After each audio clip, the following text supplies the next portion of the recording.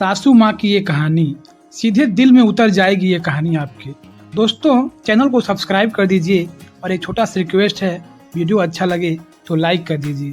सृष्टि और अयान इन दोनों ने भागकर शादी कर ली। सृष्टि मात्र 20 साल की और अयान 25 साल का था। सृष्टि अमीर घर से थी और अयान मध्यवर्गीय था।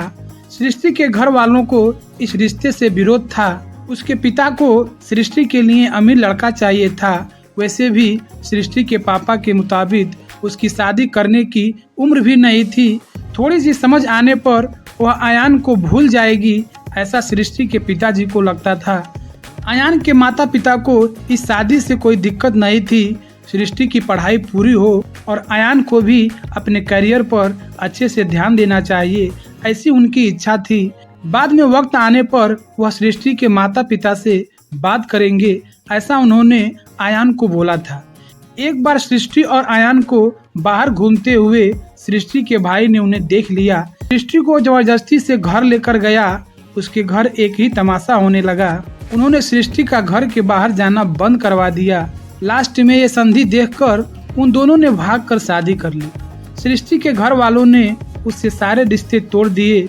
तुम कभी खुश नहीं रहोगी, ऐसी उसे बद्दुआ दी। अयान के घर वालों को उनका विरोध नहीं था, पर उन दोनों ने जो निर्णय लिया उसके माता पिता को पसंद नहीं आया। हमें एक बार बताया तो होता, हम कोई न कोई मदद कर सकते थे। हम सृष्टि के घर वालों से इसके बारे में बात करते, ऐसे अयान को उन्होंने कहा। पर अब वो हुआ सो हुआ। उन्होंने सृष्टि को बहू के रूप में स्वीकार किया। सृष्टि और अयान को लेकर वह सृष्टि के मायके भी गए, पर सृष्टि के पापा अड़े हुए थे। उनको सृष्टि का चेहरा देखना भी पसंद नहीं था। पापा के खिलाफ जाने में माँ की हिम्मत नहीं हो रही थी। सृष्टि के लिए अब मायका पूरी तरह से छूट गया था। धीरे धीरे सृष्टि का अयान के घर में मन लगने लगा। अब अपना जो कुछ भी है वह यहीं पर है, यह उसे समझ आ गया। सृष्टि बड़े लाड प्यार से बड़ी हुई है। उसे कोई भी काम की आदत नहीं थी। हमें ही उसे सब कुछ सिखाना पड़ेगा। इसकी अयान की माँ को यानी सृष्टि की सास को पता था सब कुछ अच्छा चल रहा था, पर नियत के मन में कुछ अलग ही चल रहा था। उनकी शादी को जैसे तैसे 1 साल हुआ था और एक एक्सीडेंट में अयान दुनिया छोड़कर चला गया। सभी पर दुख का पहाड़ टूट गया। भरी जवानी में अपने बेटे की मृत्यु होने के कारण अयान के पापा को जबरदस्त मानसिक धक्का लगा। सृष्टि भी पूरी तरह से टूट गई थी। अभी तो उनकी गृहस्थी शुरू हुई थी। सृष्टि के मायके वालों को भी यह बात मालूम पड़ी, तब भी सृष्टि के मायके वाले कोई भी नहीं आए। अयान की माँ इन सबसे धैर्य से बर्ताव कर रही थी। अयान के अंतिम संस्कार का कार्य निपटाकर उन्होंने सृष्टि को उसके मायके छोड़ आने का निर्णय पक्का किया। सृष्टि अपने मायके जाने के लिए तैयार नहीं थी। उन्होंने सृष्टि को बहुत समझाने की कोशिश की। बेटी, तुम्हारे सामने पूरी जिंदगी पड़ी है, इसे बर्बाद मत करो। मैं बात करूंगी तुम्हारे पापा से, जरूरत पड़ी तो मैं उनके पैर तक पकड़ लूंगी। उसे समझाकर वह उसे उसके मायके लेकर गए, पर वहां पर भी उन्हें निराश ही मिली।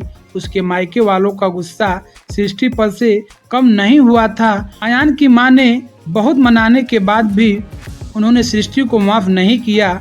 उसके पापा ने कहा, आपको यह बोझ लग रही होगी तो उसे कुएं में ढकेल दो।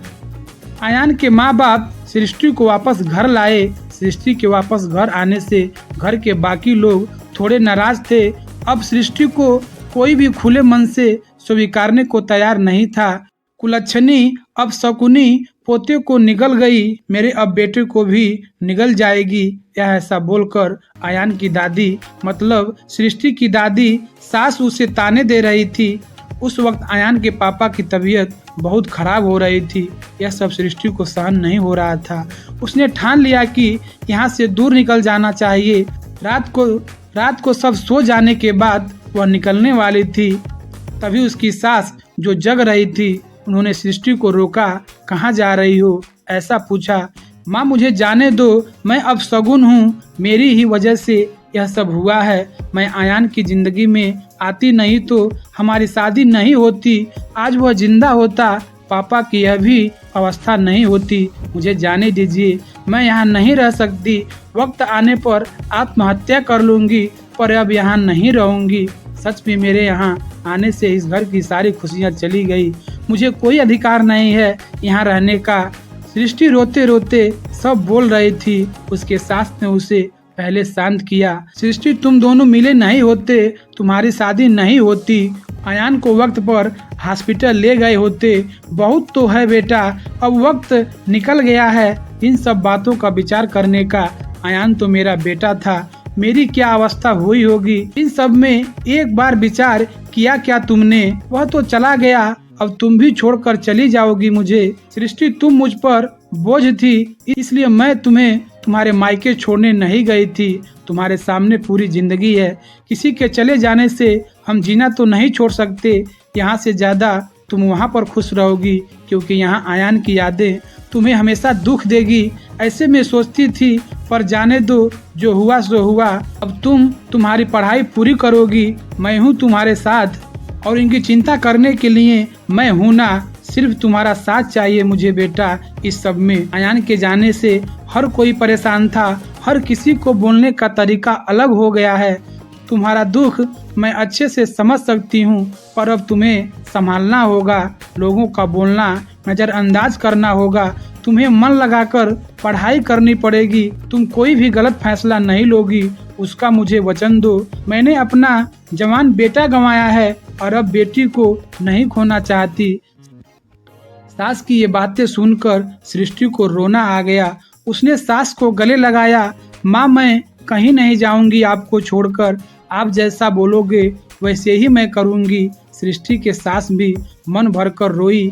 आज पहली बार उनका दुख फुट फुट कर बाहर आया था। आगे सृष्टि ने मन लगाकर पढ़ाई की। बहू नहीं, वह उस घर की बेटी बनी। बहुत सारे ताने, बुरे बातें सुने। उसने हर एक राह पर उसके सास उसके साथ थी। वो दोनों एक दूसरे की ताकत बनी। आज सृष्टि IAS अधिकारी बनी। अब उसे दोष देने वाले लोगों का मुंह बंद हो गया। सृष्टि के मायके वालों को भी यह खबर पता चली। उसके पापा के सिवाय मायके के बाकी लोग उसे पूछने लगे थे। सास ने अच्छा जोड़ीदार चुनकर सृष्टि की दूसरी शादी करवाई। शादी के बाद सृष्टि अपनी इस माँ को कभी नहीं भूली। सास की अंतिम काल में भी सृष्टि रात का दिन करके सेवा में हाजिर होती थी। सास के रूप में सृष्टि की जिंदगी को संवारने वाली, उसकी जिंदगी को सिखाने वाली माँ उसे मिली थी। पर सच में सृष्टि के पास जैसी ऐसी कितनी समझदार औरत इस समाज में है, जो एक चौखट से बाहर जाकर सोचती हैं और दूसरों का आधार बनकर उनका जीवन सफल बनाती हैं। तो दोस्तों, ये कहानी कैसी लगी आपको? हर एक घर में ऐसी सास होनी चाहिए कि बहुओं को एहसास न हो कि हमने अपने मायके छोड़ा है, तो हमारे मायके वाले हमको नहीं देखेंगे तो हमारा कौन होगा। लेकिन हर घर में ऐसी सास को होना बहुत ज़रूरी है। दोस्तों, कहानी कैसी लगी कमेंट में ज़रूर बताइएगा। चैनल को सब्सक्राइब कर दीजिएगा और वीडियो अच्छा लगे तो लाइक कर लीजिएगा।